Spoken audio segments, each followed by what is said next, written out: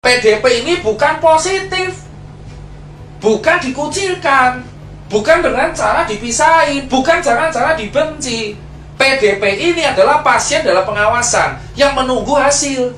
Kayak saya kemarin masuk rumah sakit, saya gejalanya 3 yang memenuhi: batuk, demam, baru 1 hari demamnya, dan riwayat kontak dengan red zone. Ternyata di hari kedua gejala saya sembuh. Saya langsung turun status jadi ODP. Di rapid saya pertama kali saya negatif.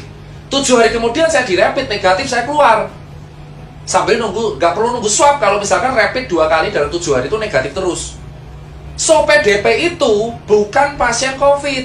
PDP adalah pasien dalam pengawasan yang gejalanya mirip COVID, tetapi tesnya belum keluar atau tesnya pun negatif. Maka dinamakan PDP. Lah terus kenapa harus dikarantina? Ya karena tesnya belum keluar. Kalau tesnya udah keluar, ya kalau tesnya udah keluar dan negatif, dia keluar di rumah sakit. Contoh kayak Wisma Atlet. Tadi dokter TNI dari Wisma Atlet mengatakan ke saya, kalau misalkan PDP ini udah sembuh, negatif semua, dia keluar suruh karantina mandiri di rumah, jaga-jaga tidak menularkan. Ini PDP. So kalau ada kemarin masyarakat pemberitaan ODP ditolak, ODP diusir, PDP diusir, itu memalukan. Itu memalukan. Itu bukan pasien positif. OTG pun dia positif tapi nggak ada gejala. Mereka akan aman kalau dikarantina mandiri. Nah kalian sebagai warga itu harusnya membantu, ngasih makan tiap hari, diorderin Gojek, nanti ditransfer. Jangan malah diusir. Nah terus siapa Mas Tirta yang harus dikarantina di rumah sakit? Yakni pasien yang tegak positif COVID dan bergejala.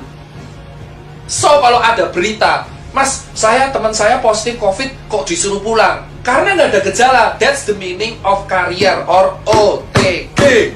So dia dikarantina mandiri di rumah karena nggak ada gejala. Kalau orang-orang yang nggak ada gejala dan positif COVID dikarantina di rumah sakit, ya tempatnya malah jadi penuh. Rumah sakit itu untuk orang triase merah, untuk orang triase merah yang bergejala dan PDP kuning yang bergejala, sehingga mereka harus disembuhin dahulu. So, teman-teman sekalian, pasien yang paling berbahaya, yang paling harus kita utamakan adalah pasien COVID-19 positif dengan gejala parah. Itu di karantina isolasi. So, yang di karantina berarti ada 2 di rumah sakit, yaitu PDP, yaitu pasien bergejala tapi belum tegak diagnosanya COVID karena gejalanya doang, karena hasil belum keluar, dan pasien yang tegak COVID dengan gejala. So, ODP dan OTG itu di rumah. Nah terus kenapa dokter-dokter, ini yang saya kecewa, kenapa tenaga medis malah ditolak? Tenaga medis itu nggak boleh ditolak. Tenaga medis memang merawat COVID, tapi mereka pakai APD. Mereka tuh mau copot APD cuci tangan. Kenapa kalian singkirkan? Kenapa kalian kucilkan? Itu tolong coy, ngucil-ngucilin orang-orang tenaga medis. Dia manusia, dia itu penyelamat. Di Cina, orang tenaga medis masuk ke rumah dikasih bunga, dikasih surat. Di sini ada orang curhat tiap hari, pasti ada. Dokter nangis karena dikucilin lingkungannya. Diusir dari kosan. Diusir dari kosan. Mereka ini statusnya dokter, itu ODP. Mereka punya riwayat kontak dengan pasien positif, tapi mereka nggak bergejala. Dan mereka juga dites rapid tiap hari, Bapak. Tiap 7 hari mereka tuh tes rapid. Kalau sudah positif dia dirumahkan. Sistem jaganya tenaga medis itu 14 hari off, 14 hari on. Jadi 14 hari jaga, 14 hari off turun. Jadi mereka itu bukan orang yang aib gitu loh Pak. COVID itu kayak TBC Pak. TBC bahkan lebih berbahaya, dia airborne disease. Dan TBC itu diremehin di Indonesia. Bahkan sudah ada vaksinnya BCG. TBC selama dulu airborne disease, gak ada kayak gini. Padahal TBC itu kalau batuk, virusnya Mycobacterium tuberculosis itu bertahan di udara selama berjam-jam. Dan pengobatannya TBC itu 6 bulan. Belum campak. Tapi kenapa COVID dianggap aib, tapi TBC enggak? Padahal lebih parah TBC. Saya penderita TBC, 10 bulan saya baru sembuh. Usia 8 tahun sampai 9 tahun. So buat teman-teman semua, tenaga medis itu memang masuknya ODP. Tapi bukan dijauhin, karena mereka juga cek tiap hari. Kalau ada gejala, mereka PDP di swab negatif. Sampai mereka negatif, mereka dirumahkan kalau mereka udah ada gejala. Dan mereka tuh dokter, mereka tahu, mereka nggak bisa nularin ke orang. Mereka harus jaga diri mereka sendiri. Bukan berarti ya, mereka tuh butuh support. Kita tuh butuh support. Nah, ini sekarang jelas. Yang kelima apa? Jenazah. Kenapa jenazah harus ada metode khusus? Gini Pak, di undang-undang, saya lupa undang-undangnya berapa, mungkin teman-teman hukum bisa melengkapi, bahwa pada dasarnya di Indonesia, kalau ada penyakit wabah, itu ada teknik pemandian dan penguburannya. COVID itu kategorinya wabah, pandemik.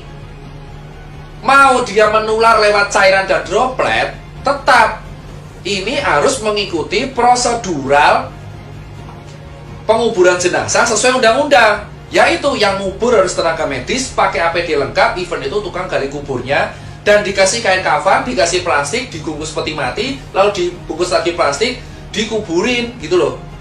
Nah terus kenapa jenazahnya ditolak? Saya udah bilang, COVID tidak menular lewat airborne.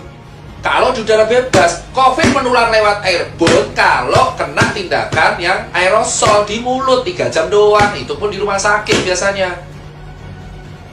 Jenazah ini harus kayak gituin karena itu undang-undang, namanya teknik pemulasaran atau apalah, teknik pengubaran sesuai undang-undang, karena wabah. Dan yang paling bisa kena itu ya tukang kuburnya. Kenapa kalian di desa malah nolak jenazahnya? Kalau dikubur terus semuanya kena, ya enggak. Ya nanti kan nular lewat air tanah, ya enggak, kan dibungkus plastik. Itu jenazah dibungkus plastik. Terus dibungkus lagi sama peti, terus dibungkus lagi sama plastik lagi. Kenapa ditolak? Itu orang meninggal, udah kena musibah, dan mereka sudah dikuburi sesuai standar. Kantong jenazah juga dikasih kantong jenazah.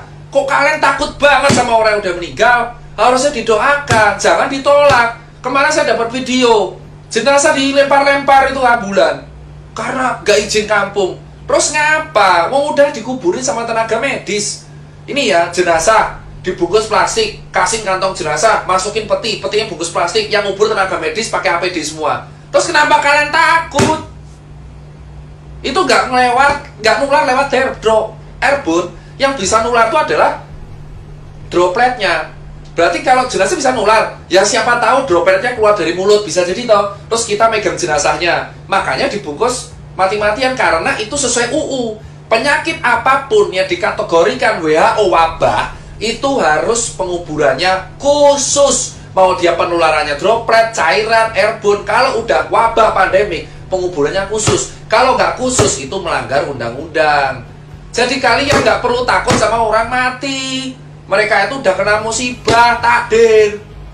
Itu aja edukasi dari saya bagian 1.